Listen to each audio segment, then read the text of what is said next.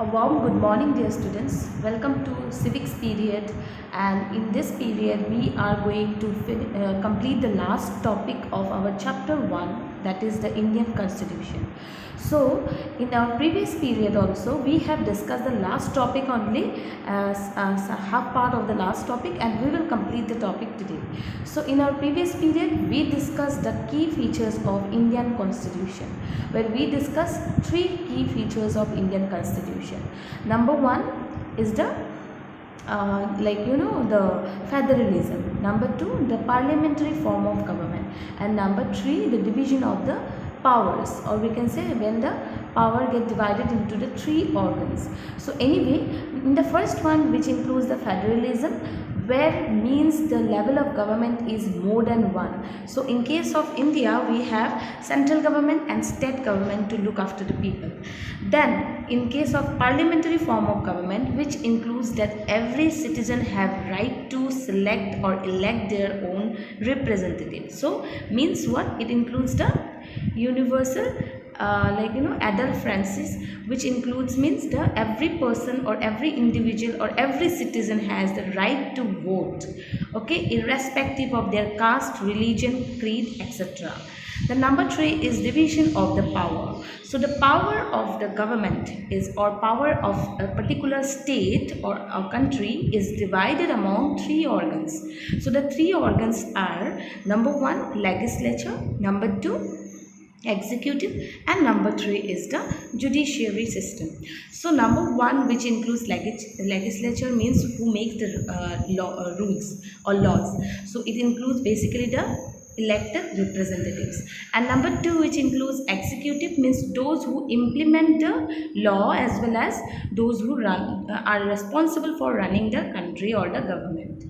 So number three, which includes the judiciary includes the court system of the the particular country, which include the higher level is the Supreme Court, okay, and at different level also there are different courts.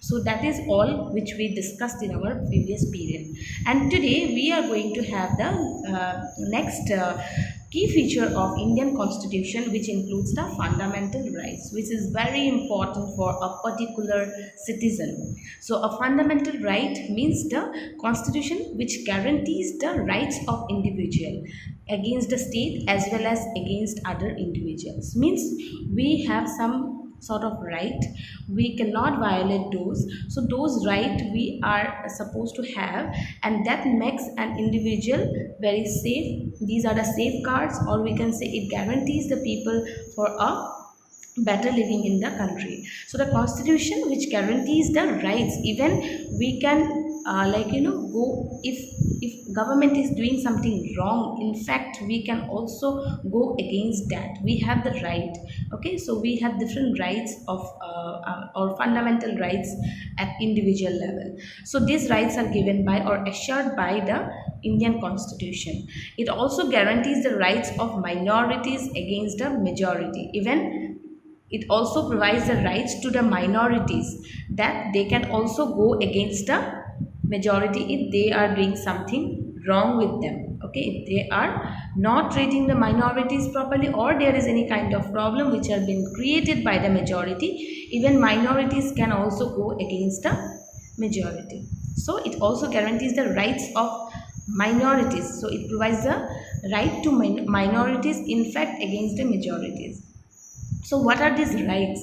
Let's see. Number one is right to equality. Everyone have equal right irrespective of their caste, creed, and gender, etc. Then right to freedom. Right to freedom means like freedom of speech also. We can speak whatever we feel like to, okay. Then right against exploitation. If anyone is dominating us, if anyone is exploiting us, then we have the right to go against them. Then right to freedom of religion. In our country, which is a secular state, where we can have our own religion, so every religion have equal respect, okay. The next is cultural and educational right. Everyone have their own culture to choose, and also the education what they opt for, or what they want to take up, they have their own right to constitutional remedies. Even they have the remedies, the constitutional remedies also. We have the go against the government also we can go if there is any kind of problem. So right to constitutional remedies is the last one. The next we have the fundamental rights have twofold objectives. What are the objective of this particular rights? What are the main objectives? Okay, so the objectives are two, which includes every citizen must be in a position to claim fundamental rights. So every citizen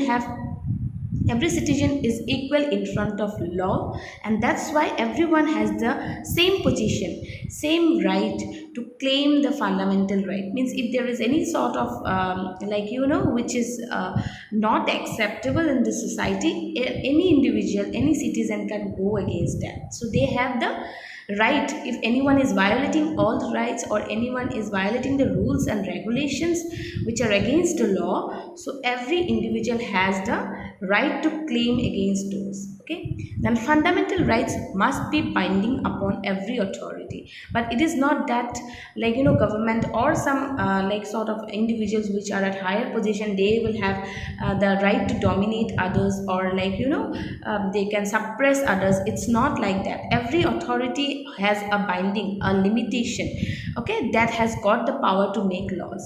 So they also cannot change the laws by themselves. Whatever the constitution provide the laws, they have to follow. Even the government also has to follow the guidelines provided by the constitution. So that's why fundamental right must be binding upon every authority that has got the power to make law. Even those who got the power to make law, even they also has to follow the rules and regulations and the guidelines provided by the constitution. So fundamental rights, they must be binding, means they must provide some limitations even to those who all are making the laws. So in addition to fundamental rights, the constitution has a select section.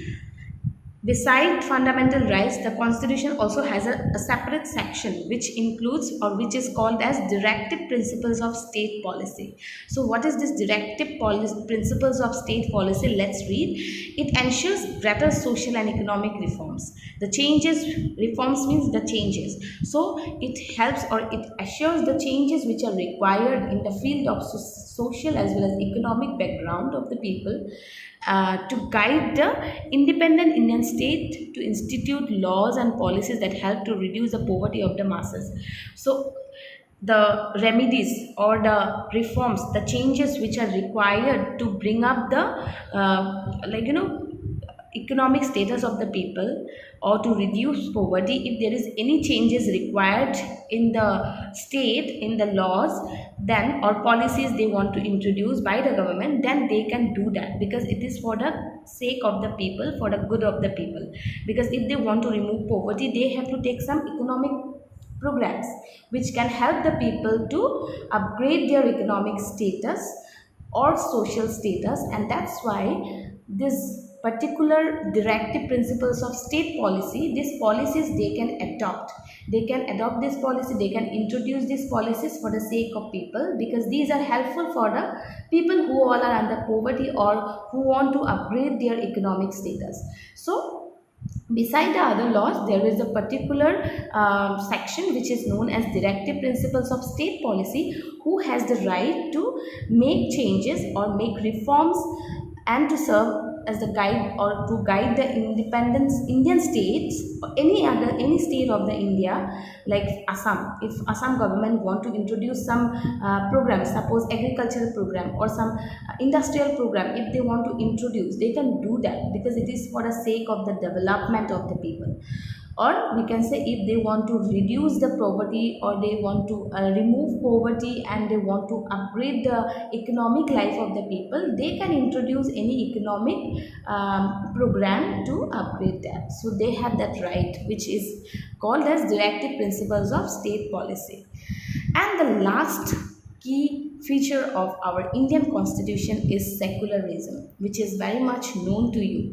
Secularism means every religion has equal right, means every religion is same in front of law. So any person, any individual can choose, or they can have their own religion, and they can make it public in our own country. So a secular state is one in which the state does not officially promote any one religion as the state religion. So here all the religions have equal right or equal weightage or equal importance. No religion, even majority, like in India Hindus are in majority, but that doesn't mean that Hindu in India is only for Hindu or Hindu is the official religion. It's nothing of that sort. Every religion are same, so anyone can choose or anyone can have their own religion freely. They can have their own religion. So there is no as such religion, even the majority is in Hindu, it's not considered as a official religion. So that's all for this particular chapter. Soon I'll be sending you the question answers, and in next coming week, this week only, on Saturday I will conduct one chapter test from your previous chapter of history, that is from trade to territory. Okay, so dear students, we today have learned about some of the key features of Indian Constitution, which includes the fundamental rights, the right which are being provided by the Constitution to every individual to who can go against the government, go against the individuals, or minorities can also have the right against the majorities.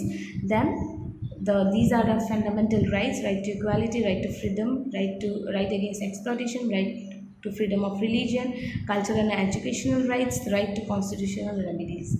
Then the next one, which is the next key feature, is secularism. Means no religion has official considered as official religion. Every religion are same in front of law, and in the country everyone can have their own religion. So that is all for today's class. Hope you all have understood, and then we will start the next chapter in our next period. Okay, thank you so much.